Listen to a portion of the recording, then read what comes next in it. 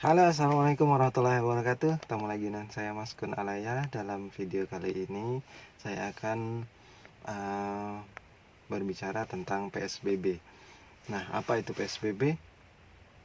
Kata orang Palembang itu pacak sorbo bulan-bulan.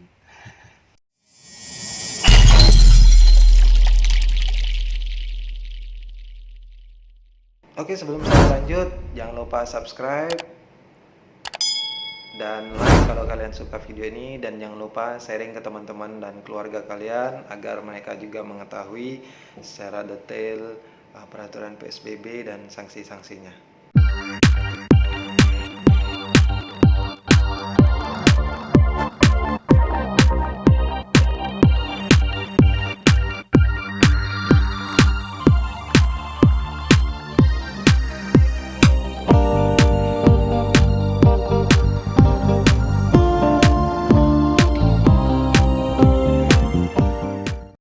Penerapan PSBB ini dilakukan untuk memutus rantai penularan virus COVID-19 di Kota Palembang, karena jumlahnya itu terus meningkat ya.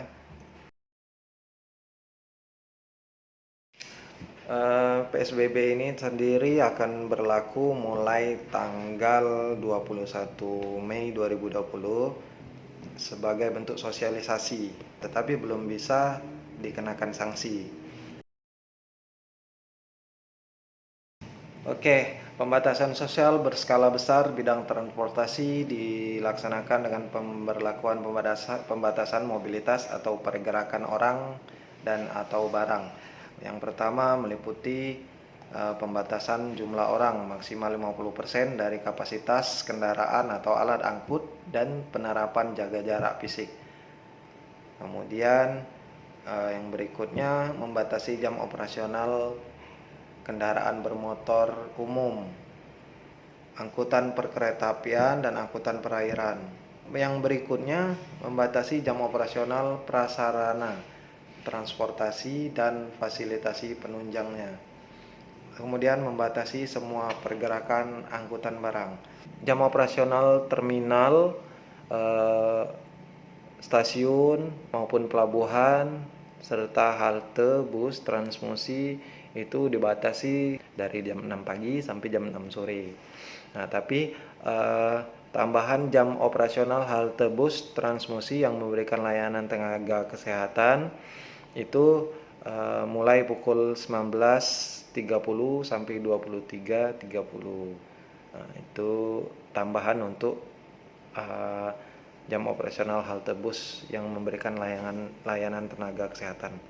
Kemudian kendaraan angkutan umum. Nah, angkutan umum jenis kendaraannya misalnya LRT. Kalau LRT itu jumlah maksimal yang boleh diangkut itu hanya 30 orang saja per kereta. Kemudian kereta api jarak jauh di eksekutif, bisnis dan ekonomi sama 30 juga, namun di eksekutif 25 orang saja. Jadi tidak boleh melebihi dari 25 orang kalau untuk yang eksekutifnya. Kalau untuk transmusi, kalau bus yang besar itu maksimalnya 30 orang saja. Kalau yang sedang itu 15 orang yang sedang. Tidak boleh lebih dari 15. Kemudian kalau angkutan umum, kalau untuk kendaraan bus yaitu satu sebelah kiri, satu sebelah kanan, dipisahkan oleh gang. Jadi nggak boleh berdempetan, sesuai dengan tujuannya itu social distancing ya. Kemudian bus sedang sama, bus sedang juga satu baris itu terdiri dari 2 orang, yang satu sebelah kanan, yang satu sebelah kiri dengan dipisahkan oleh gang. Kalau untuk bus kecil kursi berhadapan itu 6 orang, maksimalnya 6 orang, 1 penumpang di depan, 2 penumpang di sisi kiri belakang, dan 3 penumpang di sisi kanan belakang. Nah, jadi jumlahnya 6 orang. Itu bus yang kecil ya. Nah, kalau bus kecil yang berukuran 4 baris juga sama, jumlahnya 6 orang, yang satu mengemudi di depan, driver, yang satu menumpang di baris kedua, dua penumpang di baris ketiga, dan dua penumpang lagi di baris keempat. Nah, untuk bus yang berukuran 5 baris sama urutannya seperti itu juga, tapi jumlahnya lebih banyak, 8 orang ya, karena busnya 5 baris. Nah, untuk jenis kendaraan atau alat angkut yang berikutnya seperti taksi online ya. Yang berkursi 2 baris itu maksimalnya hanya 3 orang saja, yaitu satu driver, 2 penumpang di belakangnya. Kemudian taksi atau angkutan sewa khusus yang berkursi 3 baris, yaitu hanya muat 4 orang saja. Yang pertama itu driver di depan, 2 orang di belakangnya, dan 2 orang lagi di kursi belakang sekali. Nah, ketek yang berkursi 3 baris hanya maksimal 3 orang saja, satu penumpang di depan, satu penumpang di baris kedua, dan satu nahkoda di belakang. Tidak boleh melebihi kapasitas itu. Nah, kemudian kendaraan air lainnya yaitu speedboat. Speedboat yang 40K berkursi 4 baris hanya boleh membawa 5 orang saja. Yang pertama penumpang di depan, baris kedua 2 penumpang, satu penumpang di baris ketiga, dan satu lagi nahkodanya. Kemudian untuk speedboat 200 PK atau berkursi 10 baris itu hanya bisa memuat 20 orang saja, di mana satu nahkoda di depan, satu nahkoda di baris keempat, kemudian penumpang lainnya masing-masing dipisahkan oleh jarak 1 meter, sehingga jumlahnya 20 orang saja, termasuk masinis. Nah, untuk speedboat yang lebih besar lagi, 400 PK atau berkursi 11 baris, jumlahnya 30 orang saja. 30 orang saja itu sudah termasuk masinis dan nahkoda. Nah, untuk mobil penumpang berkursi 2 baris, itu sama seperti yang taksi tadi, taksi online tadi, yaitu 3 orang saja. Kemudian yang mobil penumpang berkursi 3 baris sama juga 4, sama seperti taksi online ya, 4 orang.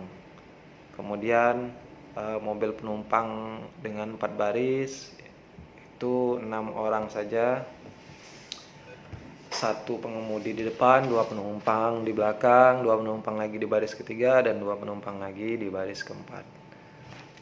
Di baris ketiga itu 1 penumpang. Kemudian sepeda motor online. Nah, sepeda motor online ini dilarang membawa penumpang, jadi ya cuman bisa gosen, mengantar barang saja. Kemudian kalau sepeda motor pribadi boleh berboncengan asalkan alamat atau KTP-nya harus sama tempat tinggalnya. Kemudian kalau sepeda dilarang membawa penumpang juga, tidak boleh berboncengan. Nah, untuk mobil barang berkursi 1 baris, satu pengemudi di depan, satu penumpang di sisi kiri. Kemudian kalau mobil barang berkursi 2 baris seperti truk besar itu, pengemudi di depan satu penumpang di sebelah kiri, dan satu penumpang lagi di belakang bagian tengah, dan wajib memakai masker. Nah, mungkin dari segi transportasi itu aturan PSBB-nya. Nah, terus bagaimana jika ada yang melanggar? Nanti kita bahas lagi sanksi-sanksinya.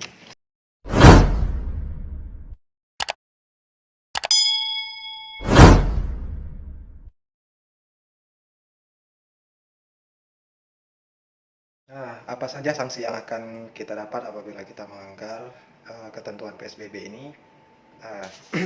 Yang pertama, apabila kita tidak menggunakan masker, apabila kita menggunakan masker di luar rumah, dimanapun, kita akan dikenakan sanksi tertulis, pembinaan atau sanksi teguran. Lalu kita juga akan pekerjakan membersihkan tempat fasilitas umum. Kemudian kita juga dikarantina di PGRI dan dikenakan denda sebesar 100.000 sampai dengan 300.000 maksimal. Nah, kemudian apabila kita juga berkumpul dengan teman-teman kita dengan jumlahnya lebih dari 5 orang, maka kita juga akan terkena sanksi yang sama. Nah, untuk aktivitas sekolah, apabila melanggar, maka sekolahan tersebut akan disanksi administrasi atau pembinaan. Untuk kendaraan pribadi yang masih melanggar, baik itu mobil atau motor, maka akan dikenakan sanksi kerja bakti membersihkan fasilitas umum, alat-alat fasilitas umum. Kemudian juga kita akan kena denda sebesar 500 sampai 3 juta rupiah. Makanya itu kita harus turutin.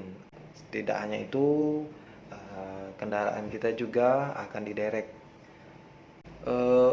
Untuk angkutan barang juga sama. Kemudian pimpinan kerja. Dalam kerja ini dibatasi tadi, apabila masih melanggar maka akan disegel tempat kerjanya atau ditutup sementara. Lalu tidak hanya itu, akan dikenakan denda sebesar 1 juta sampai 15 juta maksimal. Kemudian untuk pengusaha restoran, hotel, konstruksi sama itu juga akan apabila melanggar akan dikenakan sanksi disegel atau ditutup sementara. Kemudian juga akan didenda sebesar 1 sampai 15 juta rupiah maksimal. Selain itu juga mendapatkan pembinaan atau sanksi secara tertulis. Oke, teman-teman sekalian, mungkin itu saja yang dapat saya sampaikan, dan semoga kita semua dapat terhindar dari bahaya COVID ini, dan juga kita dapat mewaspadai segala kemungkinan buruk yang akan terjadi. Intinya stay at home dan ikuti saja peraturan PSBB yang berlaku. Saya Heri. Wassalamualaikum warahmatullahi wabarakatuh.